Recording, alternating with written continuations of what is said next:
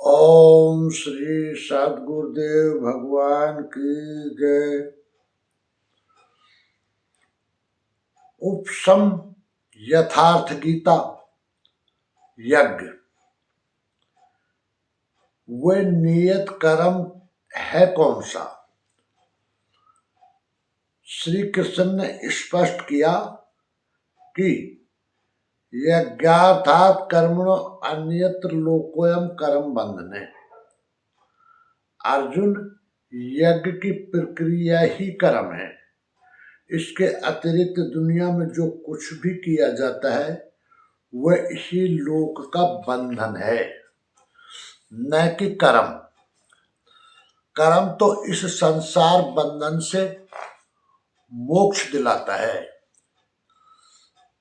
अब वह यज्ञ क्या है जिसे क्रियान्वित करें तो कर्म संपादित हो सके।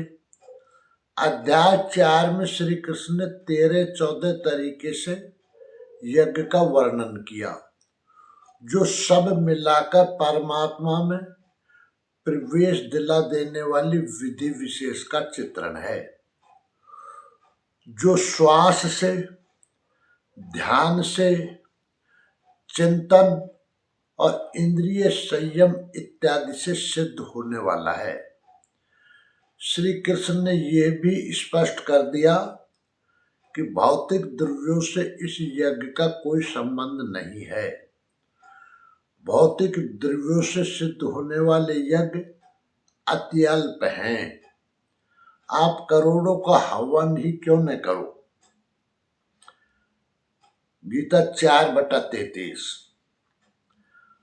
संपूर्ण यज्ञ मन और इंद्रियों की अंतःक्रिया से सिद्ध होने वाले हैं।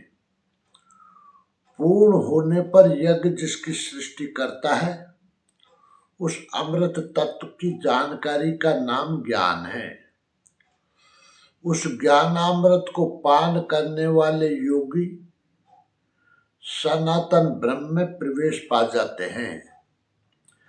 जिसमें प्रवेश पाना था, पा ही लिया, तो फिर उस पुरुष का कर्म किए जाने से कोई प्रयोजन नहीं है।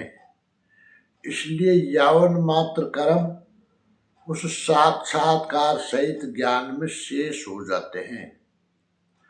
कर्म करने के बंधन से वो मुक्त हो जाता है। इस प्रकार निर्धारित यज्ञ को कार्य रूप देना कर्म है। कर्म का शुद्ध अर्थ है आराधना। इस नियत कर्म, यज्ञार्थ कर्म अथवा तदार्थ कर्म के अतिरिक्त गीता में अन्य कोई कर्म नहीं है। इस पर श्री कृष्ण ने स्थान स्थान पर बल दिया। अध्याय 6 में इसी को उन्होंने कार्यम कर्म कहा। अध्याय 16 में बताया कि काम, क्रोध और लोभ के त्यागने पर ही वह कर्म आरंभ होता है जो परम श्रेय को दिलाने वाला है। सांसारिक कार्यों में जो जितना व्यस्त है उसके पास काम, क्रोध और लोभ उतने अधिक सजे सजाए दिखते हैं, समृद्ध पाए जाते हैं। इसी नियत कर्म को उन्होंने शास्त्र विधानोक्त कर्म की संज्ञा दी। गीता अपने में पूर्ण तथा प्रथम शास्त्र है। 17वें और 18वें अध्याय में भी शास्त्र विधि से निर्धारित कर्म, नियत कर्म, कर्तव्य कर्म और पुण्य कर्म से इंगित करके उन्होंने बारंबार दृढ़ाया कि नियत कर्म ही परम कल्याणकारी है। योगेश्वर श्री कृष्ण के इतना बल देने पर भी आप उस नियत कर्म को न करके श्री कृष्ण का कहना न मानकर उल्टी सीधी कल्पना करते हैं कि जो कुछ भी संसार में किया जाता है कर्म है, कुछ भी त्यागने की जरूरत नहीं। केवल फल की कामना न करें, हो गया निष्काम कर्मयोग। कर्तव्य भावना से करो, हो गया कर्तव्य योग। कुछ भी करो, नारायण को समर्पण कर दो, हो गया समर्पण योग।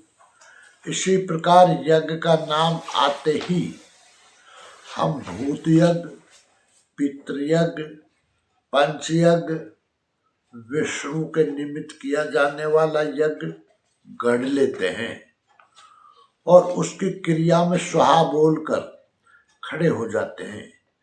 यदि श्री कृष्ण ने स्पष्ट न कहा हो तो हम कुछ भी करें, यदि बताया है तो जितना कहा है उतना ही मान लें, किंतु हम मान नहीं पाते।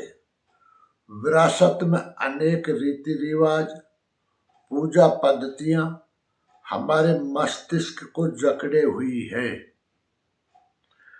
बाह्य वस्तुओं को कदाचित हम बेचकर भाग भी सकते हैं, किंतु ये पूर्वाग्रह मस्तिष्क में बैठकर हमारे साथ चलते हैं।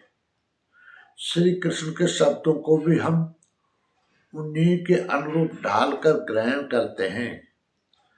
गीता तो अत्यंत बोधगम्य सरल संस्कृत में है। आप अनुवार्थ भी ले तो कभी संदेह नहीं होगा।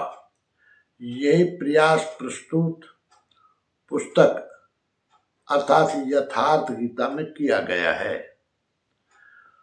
ओम श्री सद्गुरुदेव भगवान की जय।